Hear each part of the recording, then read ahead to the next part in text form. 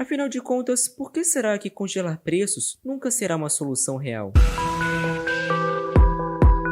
Este é o Visão Libertária, a sua fonte de informações descentralizadas e distribuídas.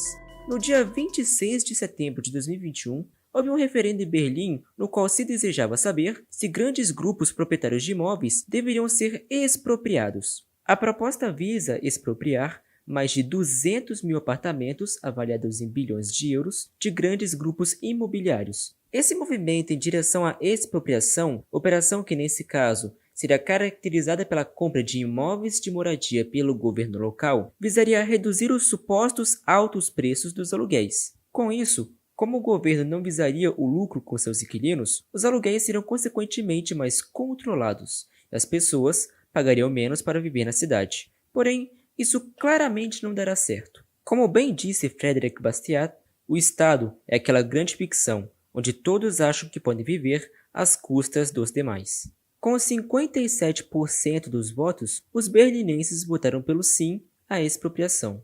Esse assunto, que o grupo Expropriate Delta Warren Co. queria pautar em referendo desde 2018, buscaria remediar os efeitos de uma lei tão antiga e certeira quanto a lei da gravidade, a lei da oferta e da demanda. Lei essa que também desde 2018 tem feito a capital alemã provar suas consequências de uma maneira bem amarga, como será explicado a seguir.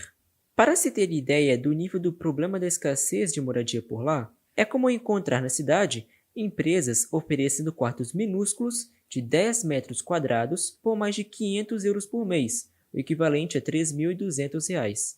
Em regiões mais nobres, é pior ainda. Muito difícil encontrar um quarto por menos de 600 euros, o que dá uns R$ 3.800. Alugar apartamentos inteiros é ainda mais difícil de conseguir. São muitas pessoas interessadas para poucos imóveis disponíveis. Além disso, para piorar, a cidade de Berlim possui elevada regulação para a construção de novas moradias, o que dificulta conseguir permissões de construção.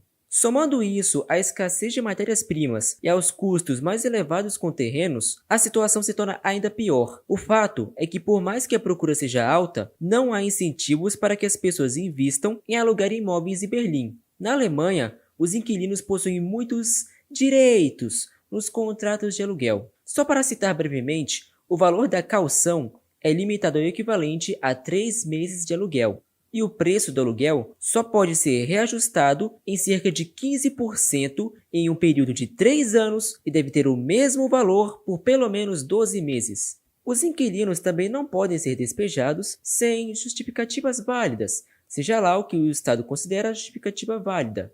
É preciso dar um aviso 3 meses antes aos inquilinos, e esse prazo ainda aumenta a depender do tempo em que o inquilino mora no local. Só por esses motivos, investir em imóveis para alugar em Berlim necessitaria de muita coragem.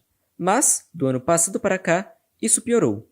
No início de 2020, entrou em vigor o congelamento dos aluguéis por 5 anos. Essa medida, aparentemente boa para os cidadãos, agora poderiam pagar um preço justo, na verdade, só causou problemas, dentre os quais elencaremos alguns aqui.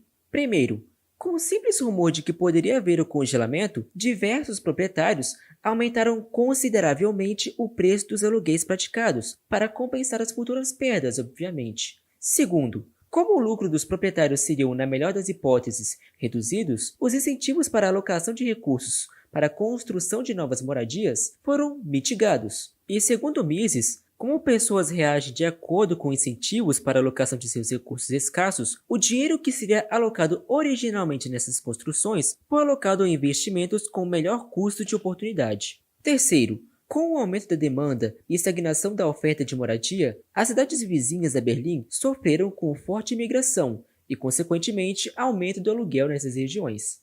Quarto, pessoas que realmente precisavam morar em Berlim tiveram muita dificuldade para encontrar lugar, uma vez que, com os preços congelados, não havia razão de os moradores buscarem custo-benefício entre as regiões. Assim, por não ocorrer a regulação natural do mercado, na qual os indivíduos precisam alocar o dinheiro da forma mais eficiente, poupando em uma área para gastar em outra que cause mais satisfação, há a falta do produto, no caso, os locais para moradia.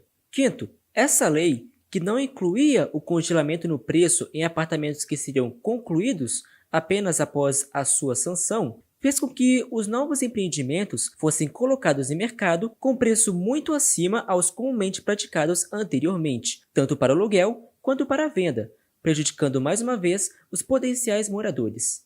Sexto, o controle de preço dos aluguéis também reduz os incentivos de cuidados com os imóveis. Um exemplo disso é o que ocorreu na cidade de Mumbai, na Índia. Com controles de preços que já duram décadas, os proprietários deixaram de fazer a devida manutenção dos imóveis e muitos prédios se tornaram verdadeiras ruínas, causando uma série de desastres que já custaram centenas de vidas na região. Algo semelhante ocorreu em cidades que implementaram tal medida, como Cairo, Los Angeles, Nova York e São Francisco. Não tem jeito.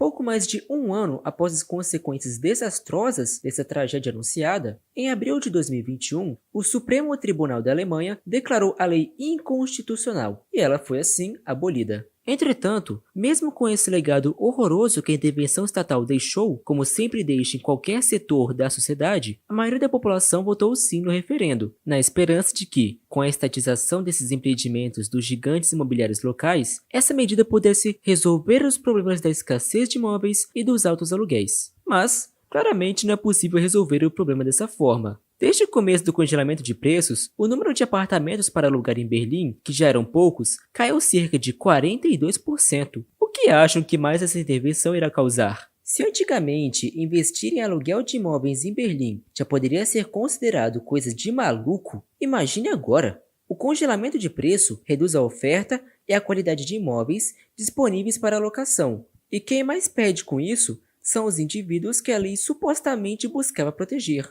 os inquilinos. Caso esse referendo, que não é vinculativo, ou seja, que o governo não é obrigado a acatar, seja aceito, os habitantes da cidade serão mais uma vez prejudicados. Pode esperar que em breve veremos notícias tratando do agravamento desse problema na cidade. Não adianta, a alocação de recursos escassos é impossível de ser feita por um poder central. Quando há intervenção, o problema se agrava. Assim como acontece com qualquer tentativa de controle de preços. Os preços podem até cair, mas o produto some. Não seria diferente com imóveis. Como qualquer outro produto, para tornar a moradia mais acessível, é necessário facilitar a oferta, e só o livre mercado consegue fazer isso. A ausência de regulações proibitivas de construção, tais quais citadas no início, e a livre concorrência, permitem que qualquer cidade aumente a disponibilidade de imóveis, pois incentiva a oferta do produto para suprir a demanda, o que reduz o valor dos aluguéis no longo prazo. Com o tempo, quando olhamos para o passado e vimos as terríveis consequências dessas intervenções estatais nos aluguéis em Berlim, poderíamos parafrasear o que Elon Musk disse em outra situação, num tweet falando sobre o sucesso do Bitcoin. Abre aspas. Em retrospectiva, essas consequências eram inevitáveis. Fecha aspas. É isso aí, obrigado por sua audiência. Esse artigo foi sugerido e escrito por Ministro da Fazenda do Capistão, revisado por JJ Liber e narrado por Luiz Ick. Se você gostou deste vídeo, clique no ícone de curtir abaixo e compartilhe o vídeo em sua rede social. Se você deseja ser notificado de outros vídeos, clique em se inscrever e depois no ícone de campainha. Até a próxima!